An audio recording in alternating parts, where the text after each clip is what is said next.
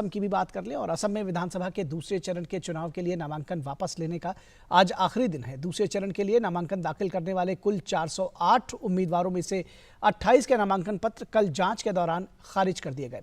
1 अप्रैल को होने वाले चुनाव के दूसरे चरण के लिए 39 सीटों पर 408 उम्मीदवारों ने नामांकन पत्र दाखिल किए थे। वहीं तीसरे चरण के लिए नामांकन पत्र दाखिल करने की अंतिम तिथि 19 मार्च है। 20 मार्च को नामांकन पत्रों की जांच होगी। 22 मार्च तक नाम वापस लिए जा सकते हैं। भाजपा नेता और केंद्रीय गृह मंत्री अमित शाह आज असम में 2 चुनावी रैलियों को संबोधित करेंगे। अमित शाह की पहली जनसभा माजुली में होनी है, वहीं दूसरी चुनावी जनसभा डिब्रूगढ़ में होगी जो चोपखवा मुकाली में होगी।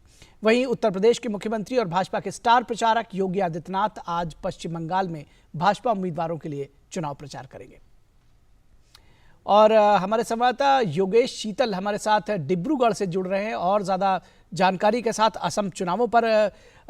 सबसे पहले तो आपसे जानना चाहेंगे क्या है चुनाव के रंग असम में, किस तरह से मुद्दे हावी हैं, किस तरह से जनता इन चुनावों को ले रही है, क्या बताएंगे आप? देखिए, मुद्दों की बात करें तो राष्ट्रीय परिप्रेक्ष्य का मुद्दा जो है वो भी है और साथ में जो क्षेत्रीय मुद्दे हैं वो भी हैं, सतह पर हैं। अभी यहाँ पे रैलियों का सिलसिला जो चल रहा है उनमें वो सब मुद्दों का जो जिक्र हो रहा है। मसलन अगर आप भारतीय जनता पार्टी की तरफ से ले लें तो जेपी नड्डा भी पिछले दिनों उन्होंने एक रैली लखीमपुर में जो एड्रेस किया था उसमें उन्होंने राम मंदिर का भी जिक्र किया था, साथ में 370 का भी जिक्र किया था और ट्रिपल तलाक का भी जिक्र किया था। इन सब के अलावे किस तरीके से केंद्र से ज्यादा जो बजट का आवंटन है वो इस क्षेत्र में किया गया, खास करके पूर्वोत्तर क्षेत्र में किस तरीके से बड़ी संख्या में हम कह सकते हैं कई बार प्रधानमंत्री खुद नॉर्थ ईस्ट के अलग अलग जगहों पर आए, किस तरीके से यहाँ पे एक्टिविटी बढ़ाई गई, किस तरीके से ब्रह्मपुत्रा के किनारे जो बाढ़ आता था आमतौर पर उसको लेकर जो स्टेप्स लिए गए, ओवरऑल डेवलपमेंट्स को जो है इशू वो यहाँ पे बनाया गया है। दूसरी तरफ अगर कांग्रेस की बात करें या फिर कांग्रेस के जो घटक दल हैं अगर उनकी बात करें, मतलब एआईयूडीएफ की बात करें, वाम दलों की बात करें, अलग अलग जो पार्टियां हैं जो कुल 8 पार्टियां करीब हैं जो कि ग्रैंड अलायंस के अंदर है, उनकी अगर बात करें तो उन्होंने जो है बीजेपी पे कई सारे आरोप लगाए हैं कि जब सरकार में रही बीजेपी तो कई ऐसे वादे जो है बीजेपी ने किए जो कि पूरे अभी तक नहीं कर पाए। साथ में उनकी तरफ से जॉब क्रिएशन की बात भी जो है वो कही जा रही है। साथ में जो एनआरसी का फैक्टर है या फिर सीए का फैक्टर है, इसको भी बात जो है वो भी लेफ्ट के वो भी जो है यहाँ कांग्रेस की तरफ से किया जा रहा है।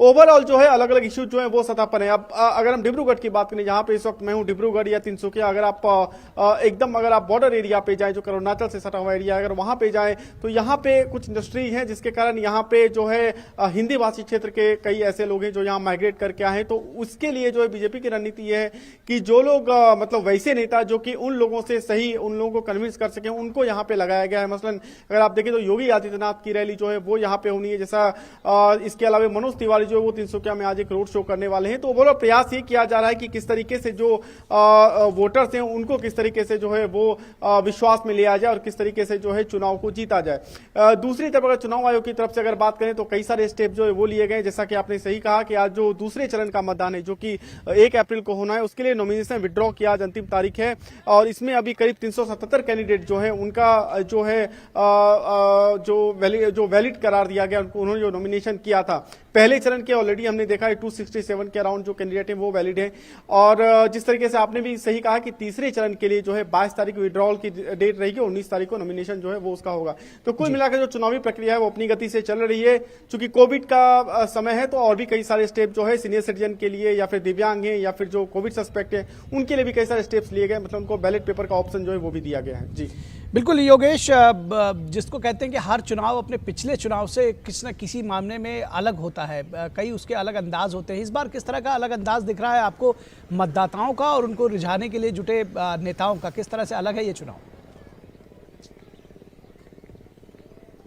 देखिए, जब से कोविड का आउटब्रेक हुआ था कंट्री में, हमने देखा है बिहार इलेक्शन हमने देखा था, उसके बाद असम का भी इलेक्शन हम लोग देख रहे हैं। जो डिजिटल माध्यम है उस पर ज्यादा जोर दिया जा रहा है। मसलन अगर आप देखेंगे तो जो अमित शाह है उन्होंने एक सेल्फी विद डेवलपमेंट कैंपेन जो है वो भी लॉन्च किया था। अभी कल उन्होंने वो भी एक कैंपेन जो है वो लॉन्च किया है जिसका उद्देश्य यही है कि जो लोग हैं उनको डिजिटली जो है वो कनेक्ट किया जा सके। कुल 5 पॉइंट उन्होंने रेज किए थे जिसमें जो है अलग अलग जो 5 पॉइंट से वो थे, सिक्योरिटी था, उसमें सेल्फ रिलायंस था, कल्चर है और साथ में पीस पीस और प्रॉस्पेरिटी है, कुल 5 बिंदु जो है वो अमित शाह ने रखे थे।